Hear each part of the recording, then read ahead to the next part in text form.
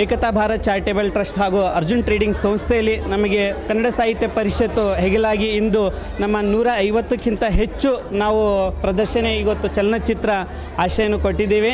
ಈ ಚಿತ್ರದಲ್ಲಿ ವಿಶೇಷ ಏನಂದರೆ ನಾವು ಅಕ್ಕಮಾದಿ ಜಗನ್ಮಾತೆ ಅಕ್ಕಮಾದಿ ಚಿತ್ರವನ್ನು ನೋಡ್ಲಿಕ್ಕೆ ಭಾಳ 12ನೇ ಶತಮಾನದಾಗ 3 ಗಂಟೆ ಮೂವಿ ಇತ್ತು.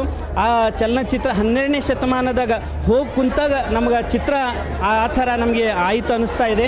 ಈ ಮಧ್ಯದಲ್ಲಿ ನಮ್ಗೆ ಏನು ಅನ್ನಿಸ್ತಾ ಇದೆ ಅಂದರೆ ನಮ್ಮ ಬೀದರ್ ಜಿಲ್ಲೆಯ ಧನ್ನೂರು ಊರಿನವರಾದಂಥ ನಮ್ಮ ಬೀದರ್ ಕರ್ನಾಟಕದ ಕಿರೀಟ ಬೀದರ್ ಅಂತ ಹೆಮ್ಮೆ ಅಂತ ನಾವು ಹೆಮ್ಮೆಯಿಂದ ಹೇಳ್ತಾ ಇದ್ದೀವಿ. ಈ ಚಿತ್ರದಲ್ಲಿ ವಿಶೇಷ ಏನಂದರೆ ಯಾವುದೂ ಆರ್ಟಿಫಿಷಿಯಲ್ ಎಡಿಟಿಂಗ್ ಮಾಡಲಾರೆ, ಅದು ನಮ್ಮ ಬೀದರ ಹೆಮ್ಮೆ ಚಿತ್ರವನ್ನು ತೋರಿಸಿದ ಅದು ಏಕೈಕ ಚಿತ್ರ ಅಂದರೆ ಯಾರಾದರೂ ಇದು ನಮ್ಮದು ಅಕ್ಕಮಾದೇವಿ ಚಿತ್ರ ಅಂತ ನಾವು ಹೆಮ್ಮೆಯಿಂದ ಹೇಳ್ತೀವಿ. ಮತ್ತು ಪಾತ್ರದವರು ಭಾಳ ನಮ್ಮ ಬೀದರ್ ಜಿಲ್ಲೆದವರೇ ಇದ್ದಾರೆ.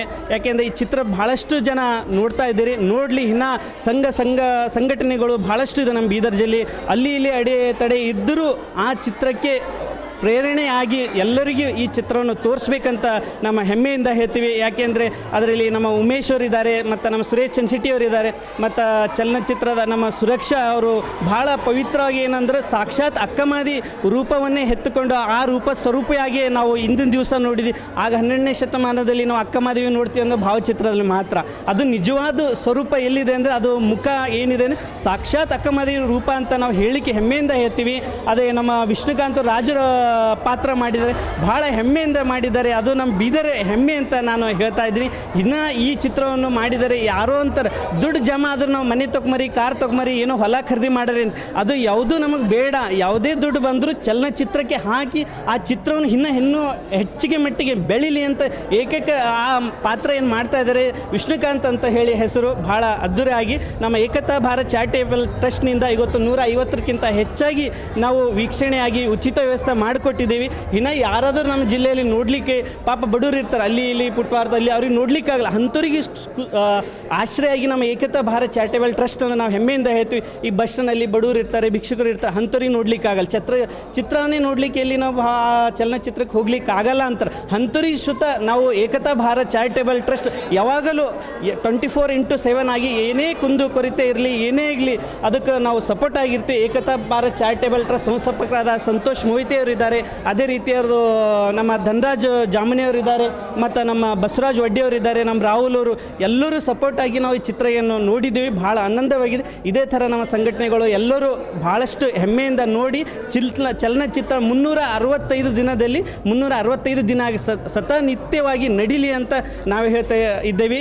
ಇದೇ ರೀತಿಯಾಗಿ ಅಕ್ಕಮಾದಿ ಪಾತ್ರ ಮಾಡಿದ ಜಗನ್ಮಾತೆ ಅಕ್ಕಮಾದಿ ತಾಯಿಯವರಿಗೆ ನಮ್ಮ ಕಡೆಯಿಂದ ಶರಣಾರ್ಥಿಯನ್ನು ಹೇಳುತ್ತಾ ಎಲ್ಲರಿಗೂ ಶರಣಾರ್ಥಿ. ಆಕಾಶ್ ಕೋಟೆ ಅಧ್ಯಕ್ಷರು, ವಲಯ ಅಧ್ಯಕ್ಷ, ಕನ್ನಡ ಸಾಹಿತ್ಯ ಪರಿಷತ್ತು ಹಾಗೂ ಏಕತಾ Bharat charitable trust Arjun trading ಸಲಹೆಗಾರರು ಅಂತ ಹೇಳ್ತಾ ಇದ್ದೀವಿ. ಮಾತಾಡಿ. ಓಂ ಶ್ರೀ ಗುರು ಬಸವ ಲಿಂಗಾಯ ನಮಃ.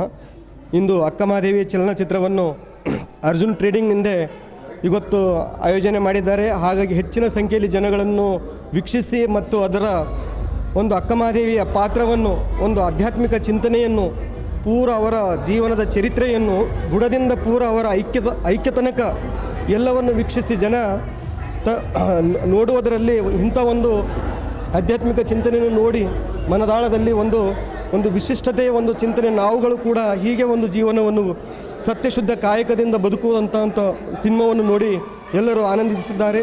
ಹಾಗೂ ಮತ್ತು ಹೀಗೆ ಅರ್ಜುನ್ ಟ್ರೇಡಿಂಗ್ ಸೊಲ್ಯೂಷನ್ ಸಂತೋಷ್ ಮೊಹಿತೆಯವರ ಒಂದು ದೊಡ್ಡ ಸಾಧನೆ ಮತ್ತು ದಾಸೋಹ ಇದು ಇನ್ನೂ ಹೆಚ್ಚಿನ ಜನಗಳನ್ನು ನೋಡಿ ಆನಂದಿಸಲೆಂದು ನಾನು ಶುಭ ಕೋರುತ್ತೇನೆ. ಶರಣಾರ್ಥಿ.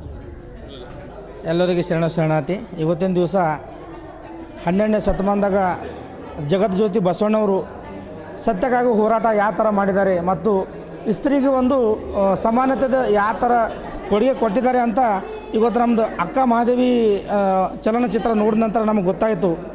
ಈ ಚಿತ್ರ ಹಳ್ಳಿಗೆ ಮುಟ್ಟಿಸಬೇಕು, ಸತ್ಯವನ್ನು ಜನರಿಗೆ ತಿಳಿಸಬೇಕು ಅಂತ ನಾನು ಆದಷ್ಟು ಪ್ರಯತ್ನ ಮಾಡ್ತೀನಿ. ನನ್ನ ಮುಖಾಂತರ ಒಂದು 50 ಹಳ್ಳಿನ ಜನ ಬಂದು ಈ ಮೂವಿ ನೋಡಬೇಕಂತ ನಾನು ಇವತ್ತು ಹೇಳ್ತಾನೆ ಎಲ್ಲರಿಗೆ. Thank you so much. ನನ್ನ ಹೆಸರು ಸಂತೋಷ್, ಅರ್ಜುನ್ ಟ್ರೇಡಿಂಗ್